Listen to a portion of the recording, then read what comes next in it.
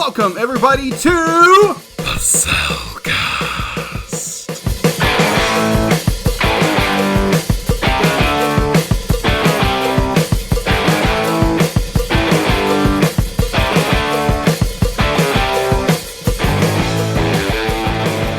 Hello and welcome to another episode of the Cel Cast. Joining me tonight is your host.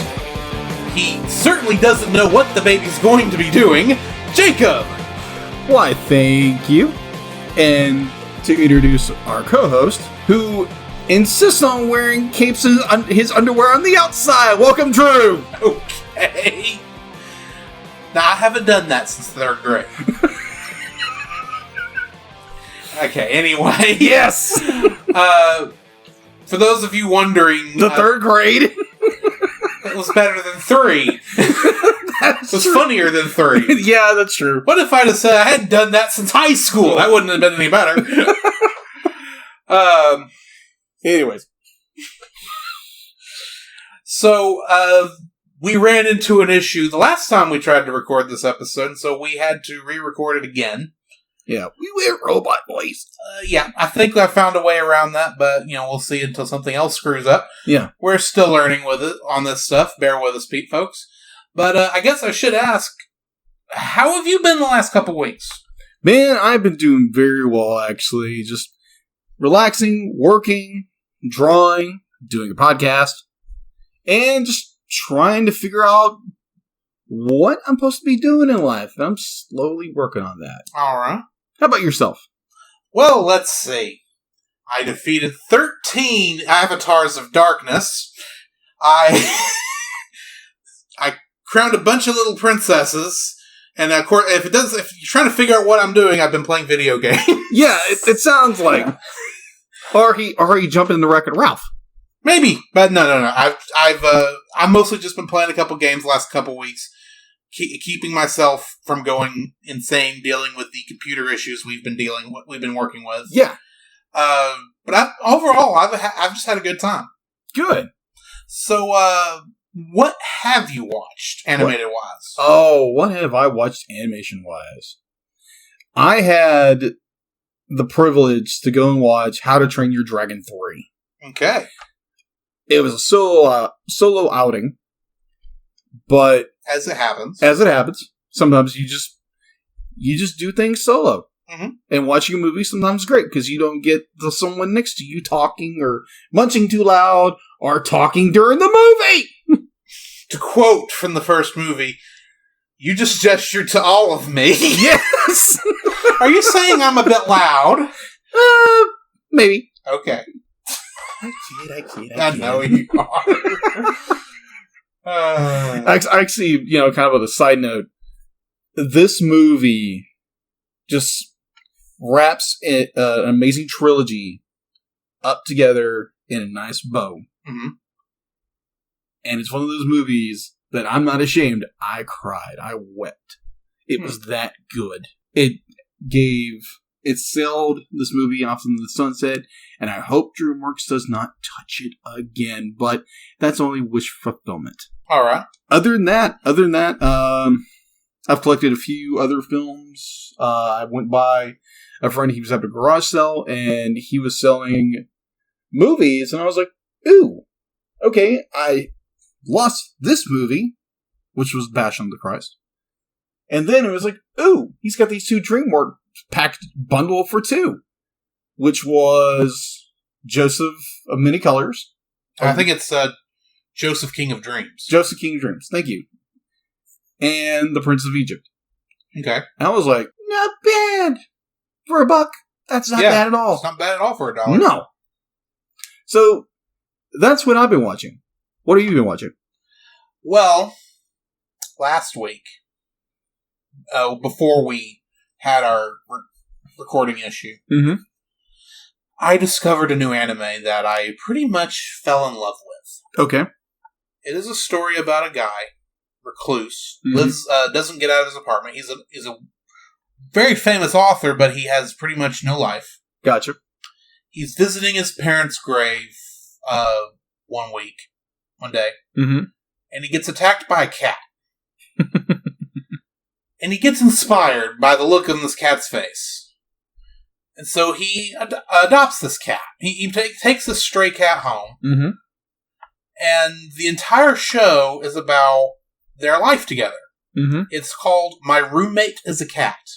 The first half of the episode is always from his point of view. Yeah. Where it's like for instance, in one episode I recently saw, he realized, cats have to go to the vet for checkups. So he takes the cat to the vet for a checkup. Mm-hmm. He's not good in public. So he's having a hard time. He's trying to learn. He wants to do what's good for this cat, obviously. Yeah. But he's not good talking with people, and he overdoes things. Yeah. Can relate. Yeah. But the second half, as I said, is told from the cat's point of view. In a vet's office. Wait, where am I? What's going on? It's hilarious because it actually animates, like, when the doctor goes to grab him, it's playing this horror music. Because from the cat's point of view, this is the most horrible thing that's ever happened. Right. The doctor's checking the, got the stethoscope in its ear to look at it, and you just hear that, dun, dun, dun, dun, dun. Because the cat's going nuts. It doesn't know what's going on. Right. It's scared to death. It doesn't know what to do. Make matters worse. They're out in the lobby. The main guy, he's talking to the vet, talking to not the nurse, but the vet nurse. I don't know what the term is. Yeah. Dealing with the billing and all. And the next door neighbor's dog happens to also be in for a visit. He is a nice, friendly dog. It's not, it's kind of how I would expect you to be if you were a dog. Okay. Hi, how are you? Well, maybe not that hyper. But the dog is just being nice and friendly to the cat, and they're talking about, and, the cat is just like, well, I don't know anything about this family thing you're talking about. He's just a guy that I hang out with because he needs all the help he can get. It's like, well, and the dog's going, well, I like being with guys because they give me treats and all this stuff. It's just what family is. What do you mean family? It's like, I don't know. I don't know what the word means. It's just what they keep saying at my house, so I'm just going with it. It's a fun show. It's one that makes me smile at the end of the episode. I can't help but not love it. It's a show I highly suggest you look for. It is an anime. Mm-hmm. The only place I've found it dubbed so far is the Funimation Now app. Uh-huh. Because it's literally airing in Japan also, so there's a little bit of a time delay. Should be coming out on Blu-ray, one hopes, within the next year. Highly suggest it. It's so much fun. Yeah, my neighbor is a cat. Okay. My roommate is a cat. Okay. But speaking of cats, I think we both saw a live-action movie. With a very nice cat. Yeah, very nice orange tabby. Yes. We both got to see Captain Marvel. I enjoyed the movie. I know it's not animated, but I guess there's some computer animation in there. Yeah. But I figured we both had to get that off our chest. Yes. Captain Marvel was a very good film. Very good film. Hit all the nice buttons. It was definitely... Captain Marvel was an amazing film. Mm-hmm. Amazing film, amazing cast. I wouldn't say it wasn't a bad film. It wasn't a spectacular, amazing film like one of my favorites, Captain America: The Winter Soldier, in comparison. Mm-hmm. But it was a great film. It was a great film. It's probably in my top 10. Probably in the top 10 Marvel films right now. You're rating it higher than I am, but go ahead. Yeah. Yeah, we gotta wait until Avengers Endgame comes out to see where that'll lie. But the hands down favorite character of this movie was Goose the cat. Yes. I will agree with that. In fact, here's the thing. That movie, plus the show I watched earlier, My Roommate is a Cat. Yeah. Kind of makes me want them to do a semi-parody of it called My Roommate is a Flurkin. And it's starring Fury and Goose. Well, obviously this movie's in theaters right now, so we're not going to spoil it. So, yeah, definitely go watch it. They win. The Earth is not destroyed. Yeah. Because there's 20 movies that take place after it. And Captain Marvel does return for Avengers Endgame. Yes. But I will say, do stay until after all the credits. There's one last scene that all cat lovers will have sympathy for. Unfortunately, the friend I went with decided, we're going to leave right now. It's like, huh? Oh, well. Apparently I missed something. Shame on him. Yeah. Maybe he just had to use the restroom. Who knows? Anyways. So with the only bit of news I could find, and if you go to our Facebook page, the Cel Cast, I posted the first and apparently only trailer for Batman vs. Teenage Mutant Ninja Turtles. Nice. Yes. Were you able to watch the trailer? I watched it this afternoon. It's on par with most of the other animated Batman stuff trailers for these that have come out recently. Yeah.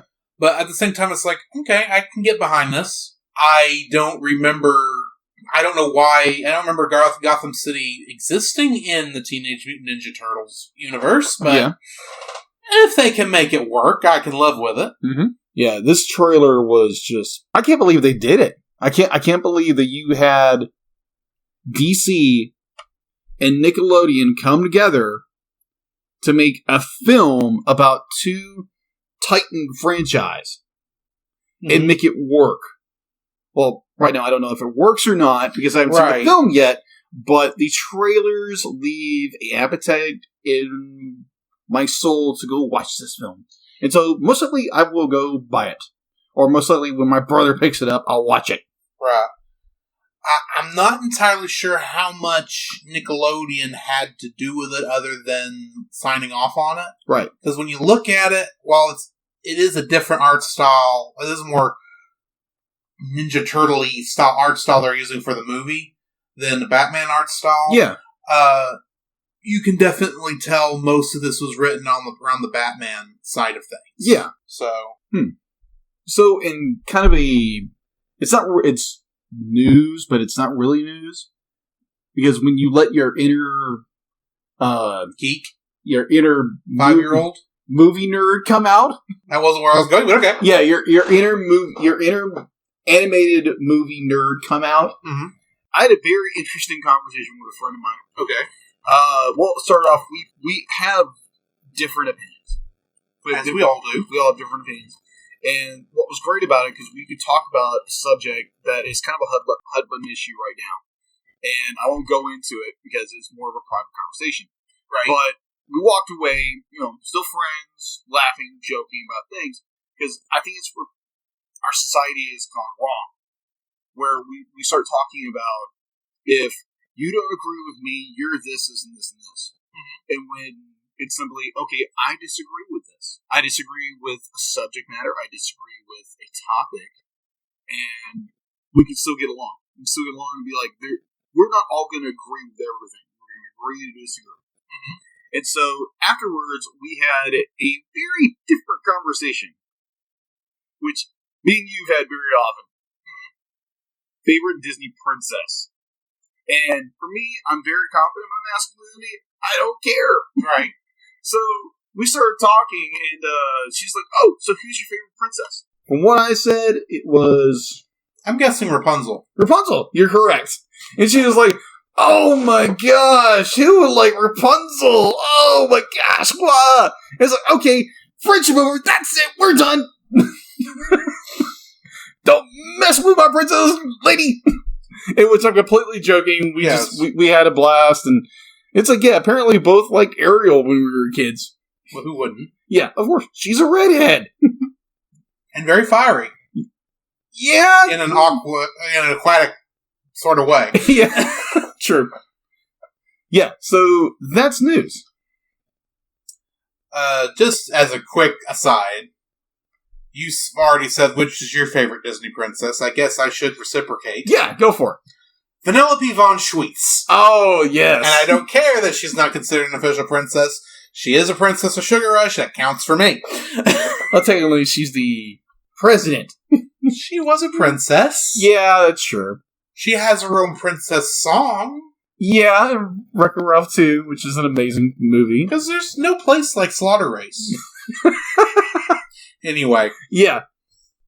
On to the review! So, on to our review of The Incredibles. Where were you when you first saw this movie? I first saw this movie at home. I didn't get a chance to go see it in theaters. Mm-hmm. And I was being told, Jacob, Jacob, why haven't you watched this movie? This movie's incredible. Pun intended. Sorry. It's Go fine. ahead.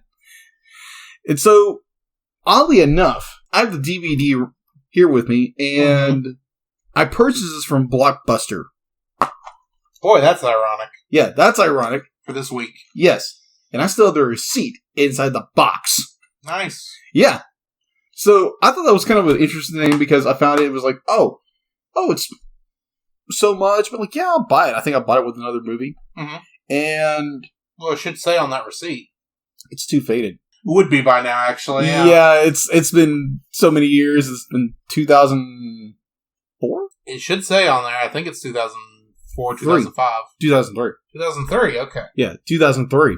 Yeah, ever since I bought this, probably in late 2003, when this came out, I probably watched this movie every year. Like, you watch a lot of movies every year. Yeah, I do. I do. There's these certain films that I watch every year, and I love them. I'll probably watch them twice a year. Mm-hmm. Like Back to the Future. Well, now that entire movie's in the past. Yeah, but it's also in the future. Which is now in our past. Yes. But it's still a good movie. I didn't say it wasn't. I know. Just pointing out. 2015 came. And it went. And ironically, the Cubs nearly won the World Series. Yes, they did. And we did technically have something called a hoverboard. Yeah. But it caught on fire. Yeah. Yeah, it's on two wheels. It's not a hoverboard. And people were crashing with those faster than they were with the Segways. Yeah, that's true. So anyway, sorry. Anyways. Didn't mean to interrupt. Yeah, when do we ever not go into Chasing Rabbits? It's a hallmark of the show. Yes. Yeah, sat down, watched it. I've loved it ever since. And like I said, I've watched it each and every year. Okay. So what are your fond memories of The Incredibles? First time I went to go see The Incredibles, I got to see it in the theater. Was not opening weekend. It was a couple weeks after that. Because we didn't have a movie theater in town. In the town I grew up in. Yeah. So we had to drive to South Tyler. Because the movie theater on the north side of Tyler, nobody in their right mind, if they could help it, would go to, in my opinion. I know which theater you're talking about. Yes. So the first time I got to see this movie, it was right after Times Square first opened. Oh, okay. That was actually the first time we tried that theater. Because at the time, we had been going to, we'd been going to the other one, but we're really wanting to get out of that one. Yeah. Because for a while, that one in North Tyler was the only one. True. Very, very true. Kind of an odd segue with that. That was the first theater I saw Star Wars Episode 1 in. And I think I saw Episode 2, and I think I saw Episode 3 somewhere else. Well, as another weird little connection, that's where I technically saw the special editions of 4, 5, and 6. Really? But that was back when it was owned by Carmike. Oh, okay. I gotcha. So, anyway, and honestly, I was mostly wanting to go because A, superheroes. B, Pixar. Even now, Pixar has not made a bad movie. They've made weak movies, but not bad movies. Yeah. And so those were probably the reasons I was going. At the time, I did not know who any of the actors were. Mm-hmm. I recognized a couple, but I just remember loving the movie from when we went because it was done so well. Yes, I agree. So I had very fond memories, and yeah. So yeah, this is a 3D movie, 3D computer generated movie. I guess there's not really. I guess technically, stop motion would be considered 3D also. Yes. But it is a 3D CG movie. It was made in 2003, as you pointed out a minute ago. Yeah. And it was the first time Brad Bird had directed a movie for Pixar. Mm-hmm. And also the first time he'd done a 3D movie. Yeah, I think it was the first time he ever did a voice in... Don't quote me on that. Yeah, let's... In the back of my mind, I can see him having cameo voice appearances and stuff. But the movie he was well known before this, even though I did not see this movie until long afterwards, was The Iron Giant. Movie I have not seen yet. It's a movie we will see. I can't tell you that right now. Gotcha. It's a very good movie. It's very much it's kind of got the art style of The Incredibles, but it's done in 2D. Okay. It's a very fun movie with a very sad ending. That's what I keep hearing. So it stars Craig T. Nelson as Bob Parr, a.k.a. Mr. Incredible, whom you may know from Coach. Yes. Especially if you're our age. Yes. Playing Helen Parr, a.k.a. Elastigirl, we have Holly Hunter. Oh. Who you may know as the senator from Batman vs. Superman, who tells Lex Luthor, you can call a jar of urine Granny's peach tea. It doesn't make it taste any sweeter. Spencer Fox plays Dash Parr. And as far as I could tell when I looked this up before, I don't think he's done anything else. Or he's not really had much of a career after this. And I know that Sarah Powell, who plays Violet Parr, this and Incredibles 2 are the only two things she's done. She wasn't really an actress. I don't think. But then you have a young man in his first superhero role before he became famous for doing superheroes. Actually, no, he was famous for lots of stuff. Before that, he was famous for a lot. But let's face it, this is the scene I think most people remember. This is a role he's very well remembered for. Yes, he is. And that is Samuel L. Jackson playing Lucius Best, a.k.a. Frozone. Where's my super suit? Oh, we're going to get to that scene. I can quote the entire thing. And my understanding is Brad Bird picked Samuel L. Jackson for this role because he wanted the coolest character on screen. Yeah, they have the coolest voice, in which he did. Well, it makes sense. The coolest, temperature-wise, character should have the coolest sounding voice to him. And that, let's face it, Samuel L. Jackson has one of the best, coolest sounding voices in Hollywood. I agree. And then last, but most certainly not least, Brad Bird has a cameo role. Yes. As Edna Mode, a.k.a. E. Who does not like capes. Yes. Oh my gosh. His performance as Edna Mode threw me for the loop first time I heard it. Because I heard people talk about it. It's like, do you realize that's the director? Be like, that's Brad Bird as that voice, that character. It doesn't sound like it. No, it'd be like, are you serious? And you listen to it and it's like, that is uncanny. Just the range in which he goes with that character is just perfect. And I want to bring up another actor who was in this that had a more of an extra than anything else. Yeah. Played the role of Bob's boss at InsureCare. Oh, yes. Wallace Shawn. I can't think of the character's name, but that's beside the point. Mr. Gruff. Yeah, Mr. Gruff. I believe. He's probably most well known as being Vicini from The Princess Bride. Inconceivable! Who, if you know anything, you know that going against the Sicilian when death is on the line is one of the two biggest blunders in world history. The other being not to get stuck in a land war in Asia. Yeah. Very true, very true. Now, I think we missed somebody, I believe. Oh? Yeah. Who did I miss? Jason Lee. Yes, I forgot Jason Lee. For some reason, Jason Lee was not in my notes, but he played Syndrome, a.k.a. Buddy. Yeah, Buddy Pine. And most people would know Jason Lee from his role in the Alvin and Chipmunk movies, where he played... Alvin! I'm guessing. Yeah, no, he played... Or the guy who yelled Alvin? Yes. Crow, come on. Jiminy Crickets, what's his name? Pogo Stick. Dave! Yes, Dave. He played Dave in the Alvin and Chipmunks movies. So I guess we ought to talk about some of these characters. Yeah, let's to get into it, I kind of before we get too far into it, I want to talk about that opening scene because it impressed me. Yes. Same here. The fact that A, it's grainy, B, it's 4x3, yeah, and C, it actually is overexposed. Yeah. Which is odd to see in a digital movie. Yeah. You know, kind of like same line because it looks like old, unused not internet. Archive footage. Archive footage. There we go. It looks like archive footage. You know, behind the scenes stuff that probably was never used. Just kind of draws you back because this movie is based in the 50s. Yeah, it starts in the 50s. Because that's the other thing that we haven't really gotten into yet. This movie is essentially an ode to Silver Age comics. Yes. Which, for those of you who don't know what that means, which is understandable, this is the era that created Iron Man, the Incredible Hulk, mm-hmm.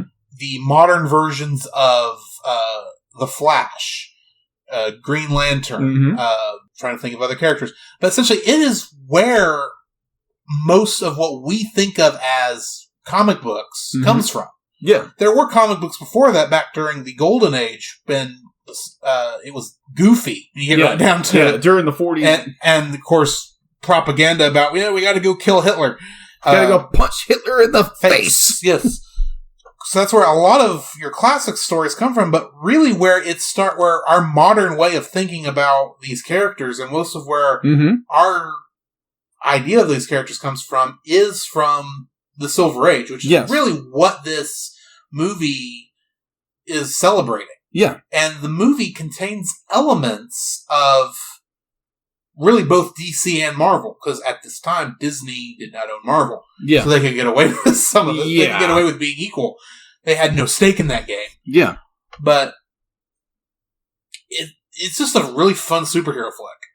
Yeah, I agree. I agree with the just, like, it, kind of arcs back to the old days. Mm-hmm. And where superheroing was just fun. Yeah.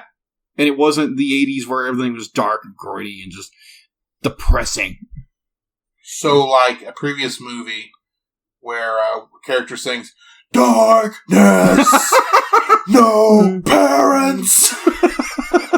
I'm sorry, that was on my mind. Okay, perfectly fine. So, yeah, superheroes. I guess we should start with Bob. Yeah, let's start with Mr. Incredible. Okay. Go ahead.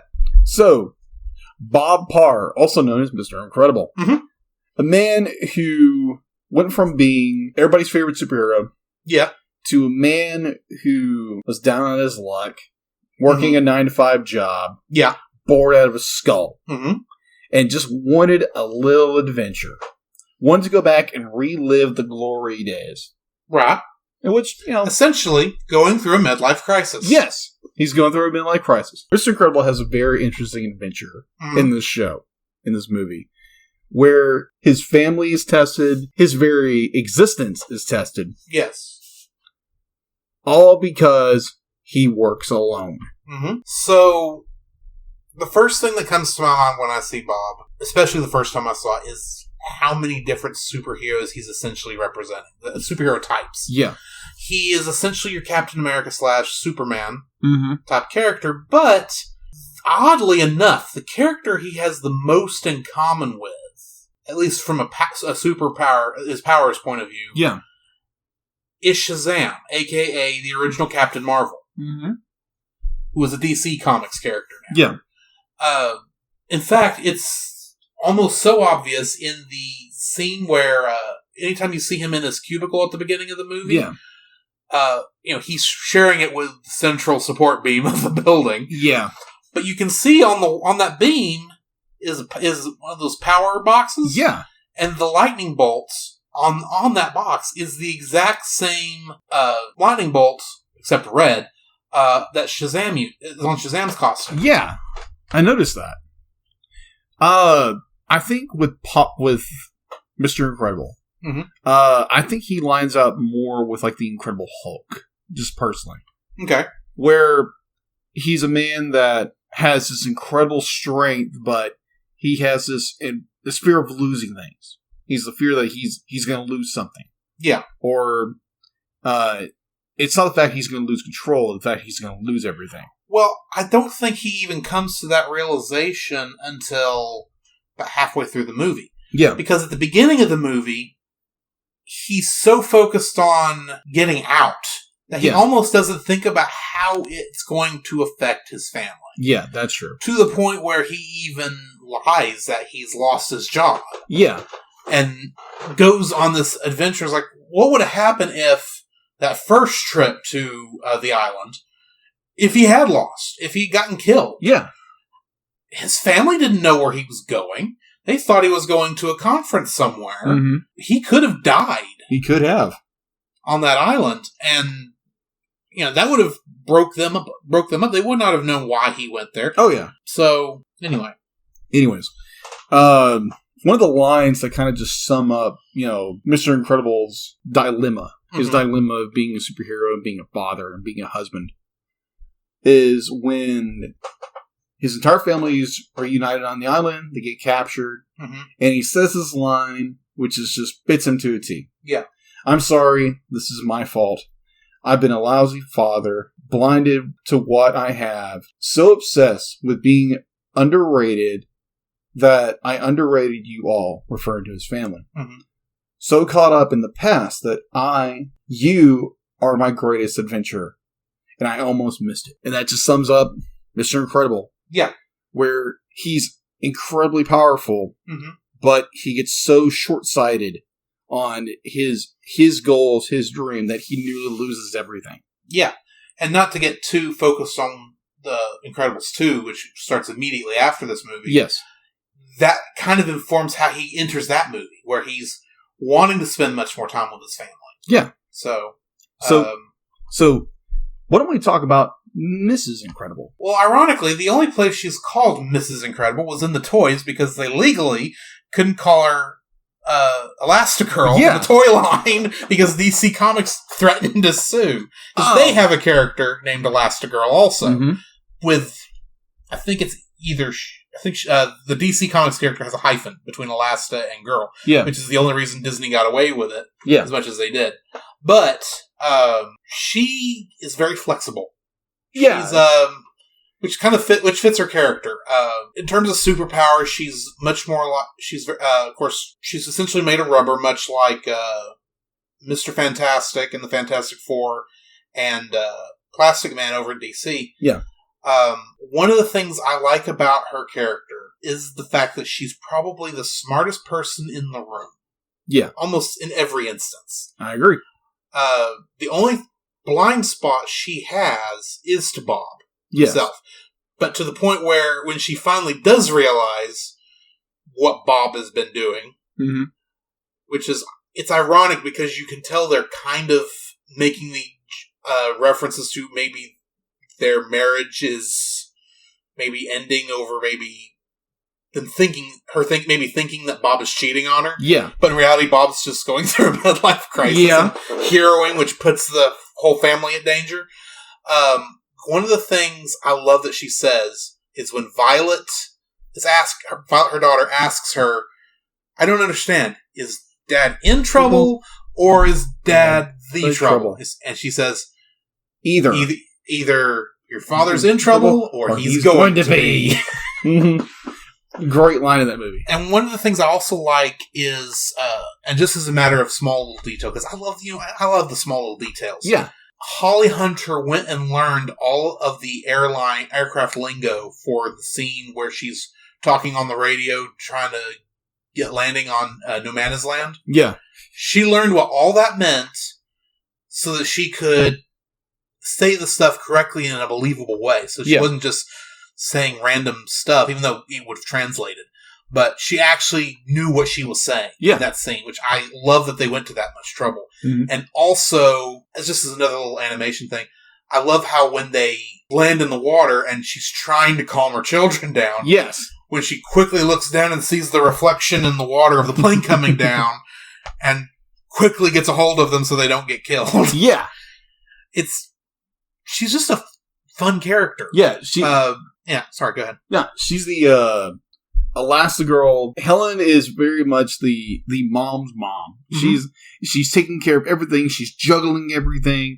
And in the midst, and like you said, like the midst of she believes that her husband is cheating on her when he's actually just going through a midlife crisis. Well, it's not that she thinks he's cheating on her. They act like what he's doing is the equivalent of him cheating on her. They do. My favorite quote when it comes to Helen is when the three of them, Helen and the two children, are on the island after surviving the plane crash. Yeah. And they're in the cave, and she pulls this line that, "Put these on, your mask. Your identity is your most valuable possession. Protect it, and if anything goes wrong, use your powers.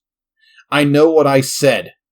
Remember those bad guys in the shows you watch on Saturday mornings? Well, these guys are not like those guys. They won't exercise restraint because you're children. They will kill you if they get the chance. Don't give them that chance." Yeah. Basically giving her young children a crash course in life. Especially in the life that they have been born into, where it's very obvious if they do not act like the superheroes they need to be, they're going to die on this island. Honestly, they shouldn't be there. The only reason they're there is because they stowawayed on the plane. Yeah. And trying to get them to where they're at a point where, okay, we can survive this, but you've got to do it this way or trouble's going to come. Yes. And I like how, especially when you compare her stealthy entrance into the facility compared to Bob's. Yes. Where Bob is a wrecking ball. He, admittedly, he gets through mostly undetected. Yes. But he takes out about 50 guards along the way. Whereas Helen, A, finds out what's going on a lot faster. Yeah. B, does not run into trouble until her foot gets stuck.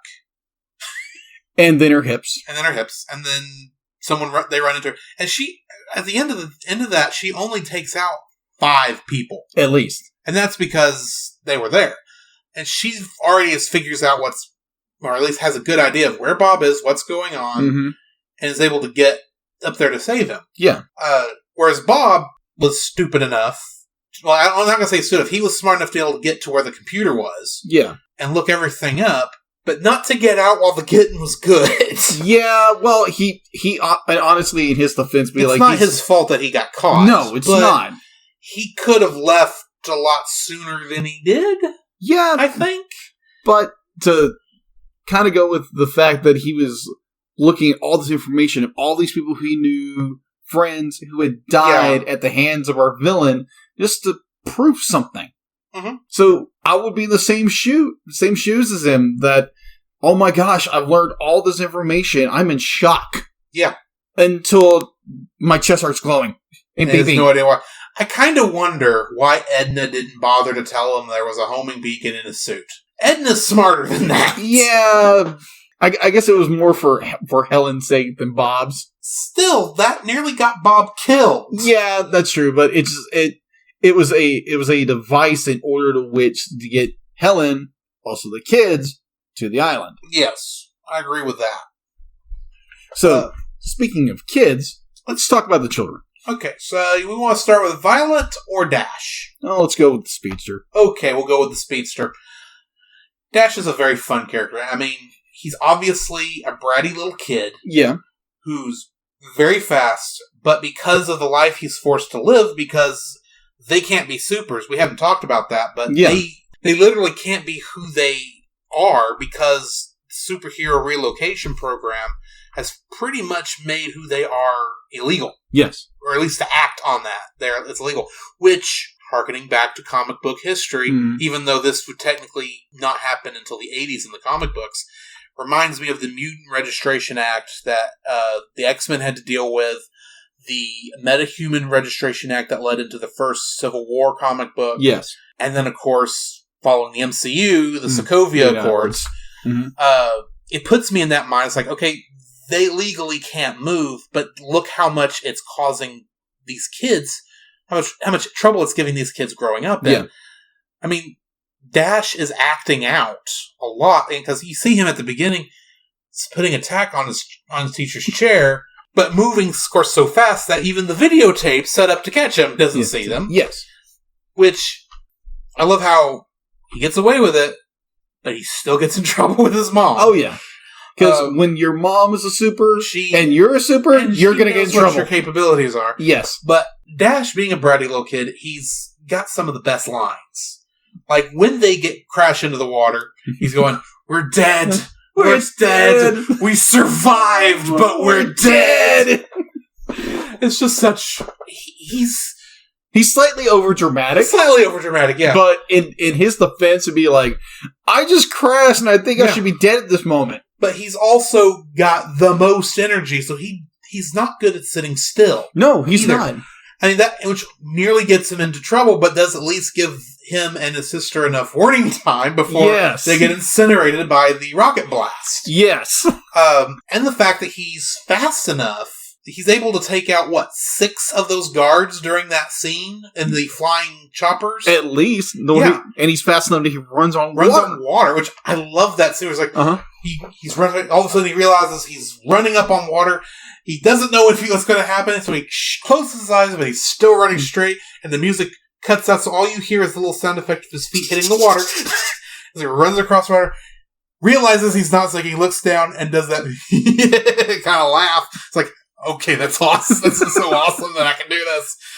And then runs into that cave as the choppers are facing him. The other chopper comes in from the other side, doing back and forth. Like, okay, I can't go this way, can't go this way. He gets back and forth. Finally, he just stops because there's nowhere for him to go. And that's when he finally falls into the water and the choppers run into each other and blow up. Mm-hmm. He's so fun to watch. What he gets stuck into. And even though he fights with his sister a lot, he's very protective of her. Because I'm probably cutting into what you're wanting to say, and I apologize, but he can be a bit of annoying, but I don't think there's anyone more loyal in that family than he is. Oh, I agree. And, kind of coming from the experience of being an older brother of 2 younger brothers, I completely understand where Dash is coming from, even though he's a younger brother and I'm an older brother. You feel like you have this hardwired dedication to your younger siblings, so you are going to protect them. It doesn't matter what. Be like, my younger brothers are now like in their 30s, and be like, even though they are much bigger than I am, I still want to protect them. If someone ever decide to be like, oh, I'm gonna hurt my brother, be like, you better watch out because I'm gonna take your head. And if they don't believe what you say, your bark will prove it. Yeah, super bark. Exactly. And that just leads us into Violet. Yes. Her power set, the only superheroine, or only superhero I could find, and I'm sure there's more, I just wasn't able to find them. The only superhero I can find that has her power set is Invisible Girl in the Fantastic Four. Yeah, Sue Richards. Yeah, Sue Richards. She has invisibility and force fields. Yes.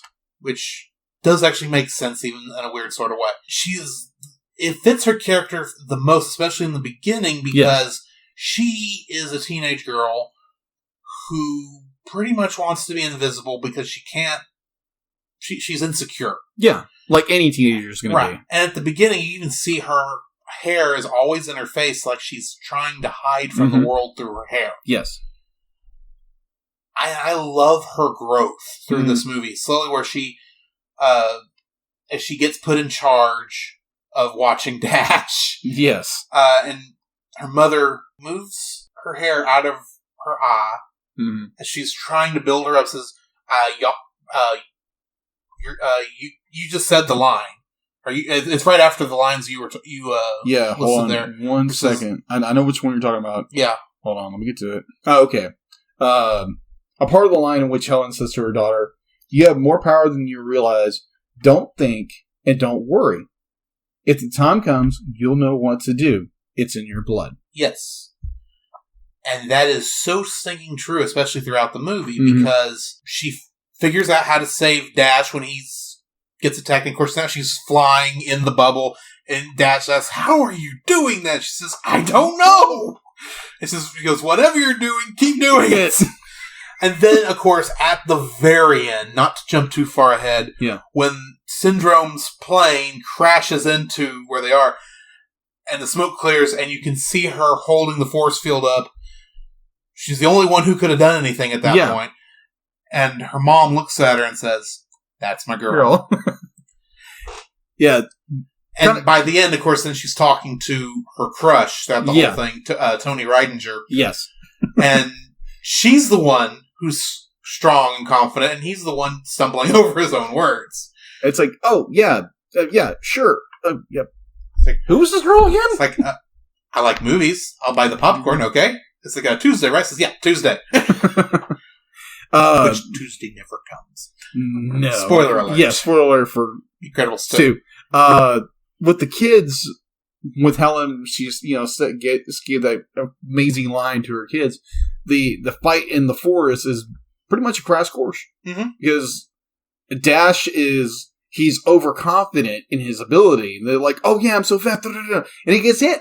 Yeah. He actually gets hit. He's stunned by it. It's like, what? That's supposed to happen? And, he gets thrown off and be like, they actually are put into mortal danger. Yeah. And I love that about this film because it brings that realism. It's not be like, there's no real danger, there's no real threat to it. Mm-hmm. Be like, their lives are in danger, like you said before. Yeah.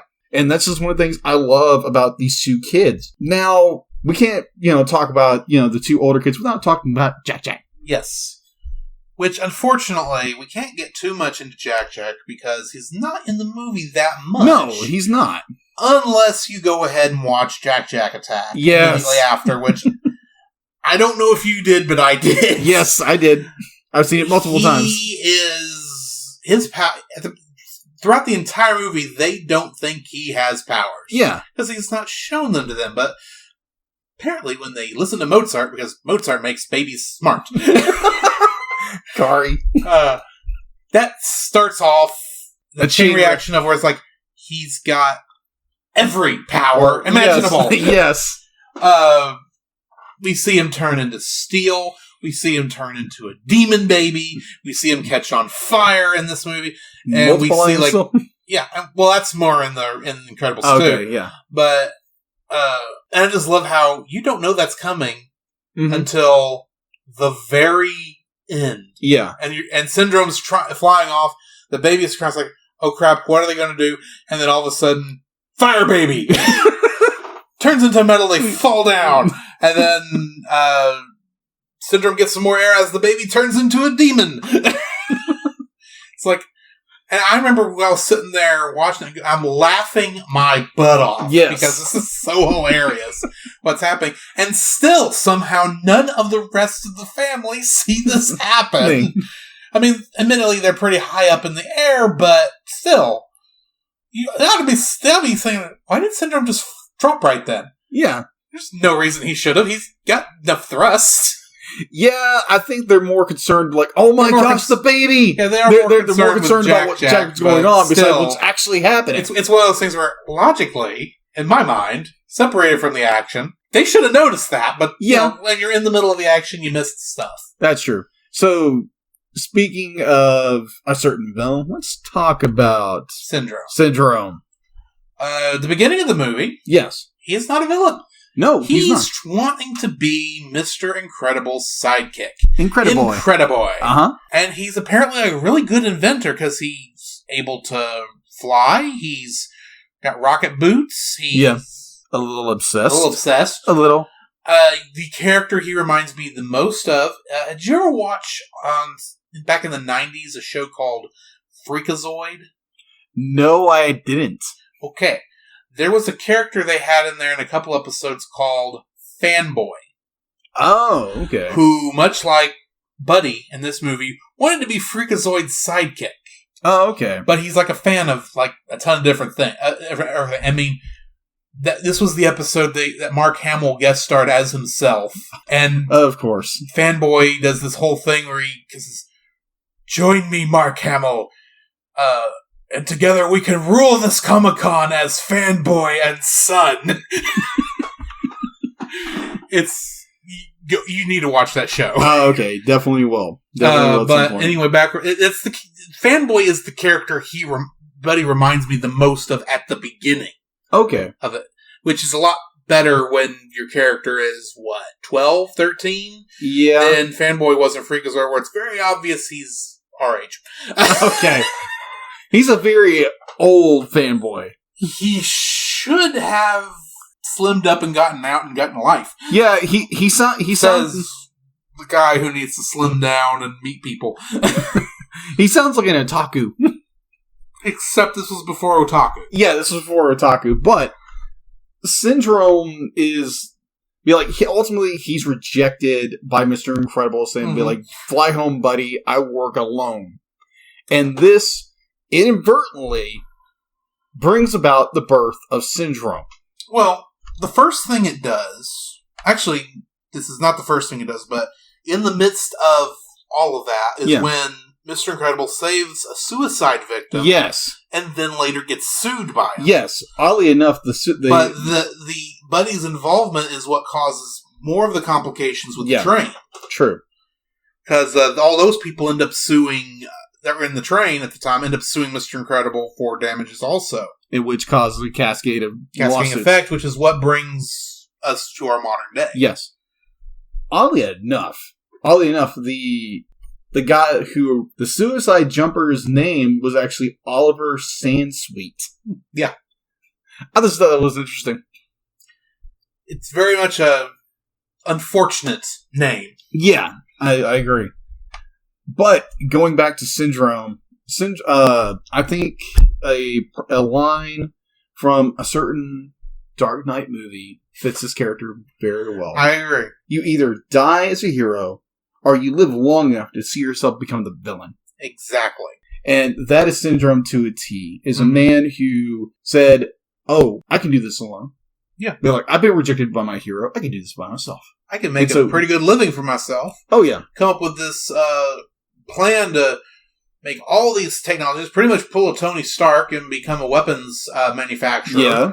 But of course, keep all the cool toys for myself. Right. And then I'm going to try and set up this big plan to take out all the superheroes with this robot so that I'm the only person who can save the day, except they made it a learning robot who was very smart and could tell, hey, I'm being controlled by this remote on this other hand. I bet if I took that remote out, I wouldn't have this problem. Yeah, he doesn't quite think through everything. Yes. His ego gets away with him. Very much so. Him. But at the same time, he was able to take out, 30 different heroes, I think we see? It was 16. 16. So that's a lot of supers to take out. Yes. Next character we ought to talk about is Frozone. So, yes. Honey, where's my super suit? Why? I don't know. I says, I need my super suit. Why do you need to know? We're talking about the greater good. I'm the greatest good you ever gonna get. Tell me where my suit is, woman. I love that. Perfect line whatsoever. Because Samuel L. Jackson just kills his character. Yes. And this was the first time he had been in any comic book movie, I believe. Before his role as... Especially superhero, before he became Nick Fury in the MCU. Yes. Which, just as a short side note, I'm so glad he's finally come back after him taking that break at the end of Age of Ultron. Yeah. Because we got him in Captain Marvel. Mm-hmm. Presumably, he's going to be back in Endgame. Yeah. And we know he's showing up in Spider-Man Far From Home. Yeah, that's true. So I'm so glad he is back for that. Yeah. Anyway, back to where we were. My favorite moment of his, besides the super suit. Yes. They're rescuing these hostages from the burning building. Oh, yes. Near the beginning of the film. He can't pull white ice because there's no water amongst this fire. Yes. So he can't put the fire out.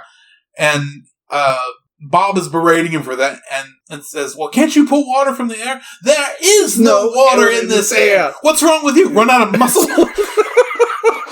And so they end up crashing through the wall and falling into a jewelry store. By mistake, of course. Yes, but it's Bob who stands up right in the middle of the security sensors. Goes, great. Oh, great. So the policeman comes and says, freeze! And it's like, obviously the policeman's going to try and arrest these two guys. But Frozone sees a water cooler. So he reaches over, starts, pouring water into this glass, which is hilarious. I said freeze! I'm thirsty. I'm just going to get a drink of water. So he gets his drink of water, sips on it, says, okay, you've had your drink. He says, I know. Freeze! And they barely escape. But the look on that guy's face when the other policemen come in, and you see he's holding it. The bullet is frozen in the ice, which is hilarious in and of itself. Yeah, beautifully animated. Yes. And this is back when they were still having to animate light manually. Yeah. Which was very hard back then. I can imagine. It's not like this post-Monsters University world where they just set a light source and the software automatically determines where all the light rays should go and how different materials would affect it. Yeah. This was, okay, light source is here. We've got to move it on every single one of these items simultaneously. So, anyway, Frozone is just such a fun character. He is. Except that he has virtually no impact on the movie. That is true. That is so true. Really, he's got very little impact in either of the two movies, other than being involved in the climax of both of them. Yeah. Well, a good point, and saving the kids in The Incredibles 2. We'll get to that when we get to that movie. Yes, a good point to point out with Frozone. Apparently, if you go and watch the film, which if you haven't watched the film again, why are you listening to us? Exactly. Go watch the movie before you come listen to us. Because we will spoil this movie beyond belief. In fact, how much of this movie have we already spoiled? Yeah. Anyway. No spoilers! Too bad. Anyways, the fact that originally the original target wasn't Bob, but rather Frozone. Yeah. I found that fascinating because when I reviewed it for this podcast. When you reviewed it for the review? Review. That was the first time I caught that. And I was like, wow. Yeah. Be like, are you sure you want to change target? It's like, okay. Yeah. No problem. Mm-hmm. And so we go after Bob. Yes. So I thought that was a nice little tidbit that I did not realize until this review. Okay. Past that, I think we've got Edna to talk about still. Yes, Edna. She is such a fun character, and Brad Bird plays her expertly. No capes! No capes. Do you remember Thunderhead? Nice man. Good with kids. What was it? November 15th, 1957. Gets his cape caught on a rocket. That's not the exact line. But yes, but it's like good impression, by the way. Stratogale! Caught in a wind turbine or something like that. You caught in a jet turbine. I don't remember the rest of it. Yes. But I want to point out, we haven't touched on this yet. Okay. The superheroes in that scene that she goes through, Stratogale, Thunderhead. Yeah. They are on the second row. During the wedding. Yes. While on the front row, you've got Edna, Rick Deckard, who we haven't talked about yet. Yeah. And Gazerbee. Who was the superhero that got Bob starting to worry about where all his friends were, and then he finds his corpse on the island. Yeah. He hides behind it to make Syndrome think he's dead. Yeah. But I just love the little things like that. Of course, admittedly, they had to put somebody in the scene. Didn't have many other models. They did have these character models that hadn't done much, so we'll put them in this other scene. Admittedly, there is a little bit of that in there, but still, the fact that you've got that much detail thrown into that, I love. Yeah. Anyway. I agree. There's so much little detail in this film that just it's like picking little nuggets and saying, oh, here, oh my gosh, what in the world? Where has this been? Yeah. How did I miss that? Mm-hmm. Okay, so inconceivable. We hadn't got to him yet. Not that we're going to spend much time with him. Yeah. The other person we ought to bring up is Rick Deckard, who is essentially their government employee that's in charge of Bob's family in the relocation program. Yes. Yeah, I'm convinced Rick Deckard, especially when one considers Jack Attack and his role in Incredibles 2. Yes. That he is actually a reference to Rick Deckard from Blade Runner. I don't know why I can't say Blade Runner. He's got kind of that look about him. Admittedly, he is voiced by Bud Luckey, who was a Pixar director. He was one of the other main Pixar directors. Yeah, he sadly passed away. Right, so he couldn't reprise his role for Incredibles 2, unfortunately. Mm-hmm. But, I don't know, that grumpy old man who still is there for them, especially when it comes up at the end after they've saved the day. I just like that they went to that much trouble to have that character in there. Yeah. I concur. And the only other character we've continually talked about... Sorry, we kept saying Gruff earlier. I believe his name is Mr. Huff. Yeah, it's Huff. So it's Huff. Yeah, it's Huff. Which is voiced by Wallace Shawn. Yes. Who is a national treasure, in my opinion, of an actor. Of course, we both talked how he was Vicini in Princess Bride. Right. I mainly know him as Grand Nagus Zek in Star Trek Deep Space Nine, where he played the leader of the Ferengi. Yeah. The greed, the money-hungry race. So, just a note, if you have not seen The Princess Bride... Who are you, and why have you not experienced joy? Yes. Go watch the film. Please, this is our recommendation. It's not an animation movie. Just go watch the movie. Exactly. It's great. Exactly. So, the only other trivia I can think of is, at the very end of the movie, they show, when they save the day, they show, there's these two old men that are on screen for a couple seconds that kind of just always seemed out of place when I watched it. Okay. They pretty much say lines like, that's the way to do it the old school way. And I was confused the first couple times I watched this, like, okay, who are these guys? Yeah. Who should I care about? Why should I care about these guys? These were, I think at that time, I think they've passed since this time, two of the original 7 men who was the original animators for Walt Disney. Oh, okay. Wait, I did hear about that. Yeah. That is mind-blowing. They were still alive at the point. I think they have since passed, unfortunately. Yeah. But Brad Bird was always giving these guys cameos and stuff. They always agreed to come. Yeah. And because I think they're also in Iron Giant at one point. Oh, okay. But admittedly, it's kind of a strange scene, but at the same time, that is who those people are, if you're ever wondering. I got you. Okay. Admittedly, the first time I watched it, I thought, are these guys supposed to be Statler and Waldorf from the Muppets?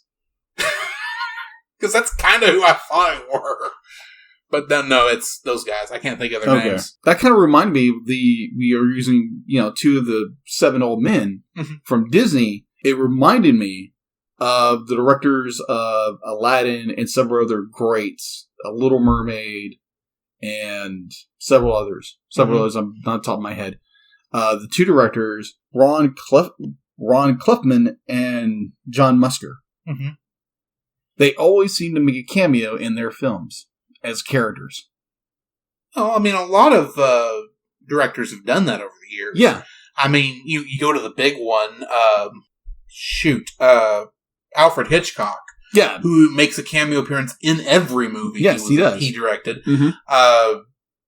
George Lucas made a cameo appearance in Revenge of the Sith, the only time he ever did it. Yeah. As a blue alien in one scene.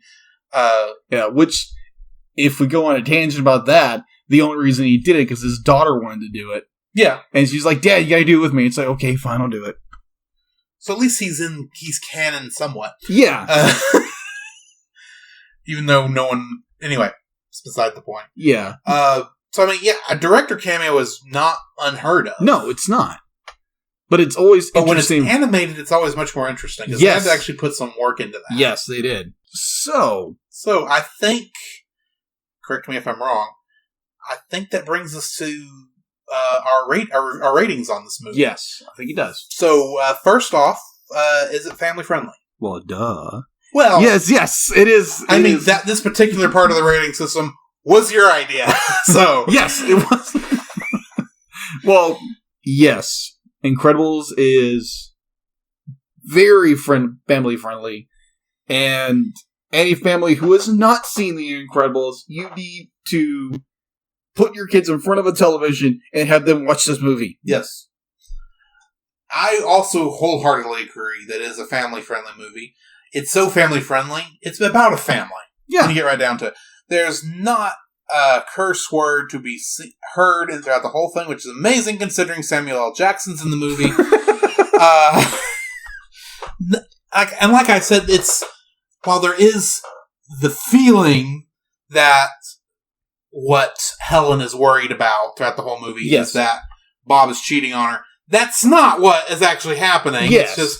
And that part's definitely going to go... That insinuation is going to go over every kid's head. Oh, yeah. Only adults will get it. It's like, oh, and the kids will be like, what? But at the same time, it's like, oh. Especially, I didn't talk about this a minute ago, but the scene where Bob comes in late at night, and she's sitting there, and she reaches across and picks up the piece of rock like it's... The rubble? Like it's something from a late woman of the night. Yeah. He goes, is this rubble? Maybe? Anyway, that's beside the point. Yes. I'll probably cut that out. So yes. Incredibles is family friendly and worth watching. I agree. What would you rate it? For me, Incredibles would probably a solid 8. Okay. I'd be like, even though it's one of my favorite films, I'm not going to say it's the top tier echelon films. It's going to be up there. It's high. Yeah. But it's, for me, it's going to get an 8. Okay. What's yours? I'm going to give it a 9. Okay. Most of the reason I give it any knocks whatsoever is, unfortunately, the film did not visually age too terribly well. Yeah. That's not something they could have helped any, but it's always disappointing when you see an older movie and you can see where the textures didn't land, where the shadows were not put in. I'm especially referring to one scene in particular near the beginning of the movie where the scene which you pointed out. Somehow, I don't know how this happened, how it got past editing, but there is a scene where it looks like it's early alpha animation. Like they barely gotten the colors in, and it's just barely animated. Yeah. It's the scene, if you're curious, that's when Helen calls Bob, and the scenes with Helen at the house cleaning up Jack. Admittedly, when I watched it the first couple times, I never noticed it. Yeah, me either. But this time I watched it and went, something about this scene doesn't look right. Oh, it's missing detail. That's the problem here. Right. So, yeah, that's the only reason I knock it in. Of course, I did rate it a little higher, but that's just because I'm a superhero nut. I got you. So, before we get out here, I think we need to touch on the film's legacy. Yes. At this point. Like with most Pixar films, they did a little short as a bit of a sequel called Jack Attack, which takes place during the movie from the point where Mrs. Incredible is calling the babysitter to find out how Jack's doing. Yeah. To the end of the movie. Yes. And dealing with how Kari, the babysitter, is dealing with... the little monster. The monster, yeah. It's hilarious. Yes. And then we have its follow-up sequel, which took how long to do? Like, what, 18 years? Roughly. Which seems amazing that it's been that long, but that's beside the point. So we now have Incredibles 2. Incredibles 2, which just came out on Blu-ray, DVD, and digital. And I currently own 3 copies. Not intentionally. Yeah, we'll have to get to that story at another point. Exactly. But it does take place immediately after Incredibles finishes. Yes. Like, literally, the first scene of this movie is the last scene of the last movie. Gotcha. So, that brings us to the end of another episode of the Cel Cast, which means we now have to roll for our next movie. Yes. To go over what our possible movies for next week are. Yes. Number 1, Anastasia. Mm-hmm. Number 2, Batman, Return of the Caped Crusaders. Number 3, Transformers the Movie. Number 4, Big Hero 6. Mm-hmm. Number 5, our new one this week, Digimon the Movie. And number 6, The Girl Who Leapt Through Time. And I will point out that if we do not roll either Anastasia, Batman Return of the Caped Crusaders, or The Girl Who Leapt Through Time, one of those movies is going to grow into the spot of next week's movie next week. Mm-hmm. Because we want to review all these movies in a fairly timely fashion. Yes. And we really don't want to go more than 12 weeks without after a movie's been put on the list to actually review it. Mm-hmm. So, I will now roll, since Incredibles was your pick this week. Yeah. And it's Anastasia. Who would have thought? Who would have thought it? Yes. It's not like... Anyway. We've done this before. Exactly. Which, ironically, when I did the roll for the sound effect, admittedly, I still got Anastasia. Yeah, it's actually on a 1. So yeah, that's crazy. So, that means we now need to conclude the podcast. Yes. So, where can they find you, Jacob? You can find me on Facebook at Jacob B. Heron. And also on Facebook, you can find me at Jacob's Daily Art Corner, where I try, in air quotes, to try to draw every day. Okay. All right. Also, you can find me on Twitter at Jacob Heron, one word. And you can find me on Instagram at HeronJ82 Artist X. Is that like Racer X and Speed Racer? No, Arter X. Art X. That takes the fun out of it. Anyway. Yeah. So, you can find me also on Facebook. Just search for Drew Dodgen. And you can also find me on letterboxd.com. I'm under GGeorge759. And essentially, I just post reviews there every once in a while. I recently did a list of best to worst Marvel Cinematic Universe movies. So if you want to see my questionable taste, go right ahead and take a look at that. Past that, of course, you can join our Facebook group at the Cel Cast. It is a closed group, so all you have to do is ask to join. We'll make sure you're not a robot. How we do that is confidential. And you can also email us at thecelcastpodcast@gmail.com. Keep in mind, every time we say the Celcast, that's only with one L. Yes. And I believe that finishes us up. I believe so. Okay, so this has been Drew. This is Jacob. And we'll see you in the next frame. Behold the Underminer. I've always beneath you, but nothing is beneath me. I hereby declare war on peace and happiness. Soon all will tremble before me. Like, no worries, Scoob. I got this, man.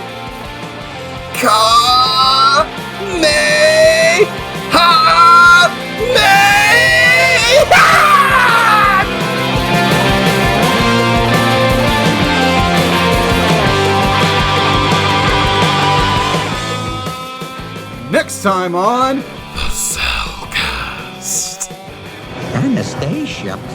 Yeah, just one problem there, fella. Anastasia's dead.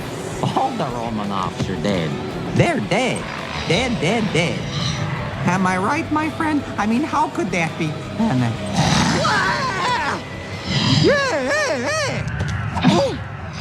Oh, come on. Am I supposed to believe that thing woke up after all these years just because some guy claims she's a Romanov? Okay, I get the message. Enough already with the glowing and the smoke people. If that thing's come back to life, it must mean Anastasia's alive. Just leave the door. I'm not leaving the dog. And that's her. Not a train to catch.